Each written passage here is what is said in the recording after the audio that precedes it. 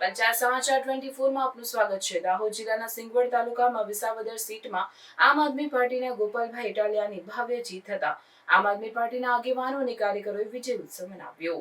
Jhalod Lions ક્લબમાં 51માં પ્રમુખ તરીકે વિષ્ણુભાઈ અગ્રવાલની વરણી થવી એ સમગ્ર ઝાલોદ વિસ્તાર માટે ગૌરવની વાત છે।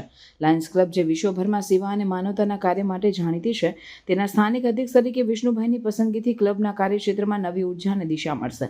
વિષ્ણુભાઈ અગ્રવાલે અગાઉ પણ સમાજ સેવા અને વિવિધ સામાજિક પ્રવૃત્તિઓમાં મહત્વપૂર્ણ યોગદાન આપ્યું છે, જેના કારણે સભ્યોમાં તેમની પસંદગી માટે ઉત્સાહ જોવા મળ્યો।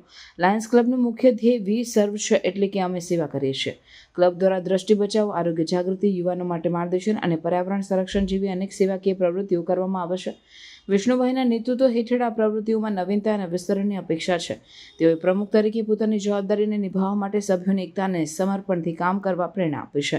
વિષ્ણુભાઈ અગ્રવાલની વરણી સાથે ક્લબમાં નવી ટીમનું રચન પણ થયું છે, જે આગામી વર્ષ દરમિયાન વિવિધ સેવાકીય કાર્યક્રમો અને પ્રોજેક્ટ્સને સફળતાપૂર્વક અમલમાં મૂકે તેવી આશા છે। લાયન્સ ક્લબના સભ્યો અને સ્થાનિક લોકોમાં પણ આ નવી ટીમ અને પ્રમુખ માટે શુભેચ્છાઓની લાગણી વ્યાપી છે।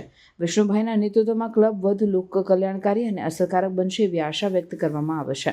આ પ્રસંગે આયોજિત કાર્યક્રમમાં શહેરના અગ્રણીઓ, ક્લબના પૂર્વ પ્રમુખો અને સભ્યો ઉપસ્થિત રહ્યા હતા।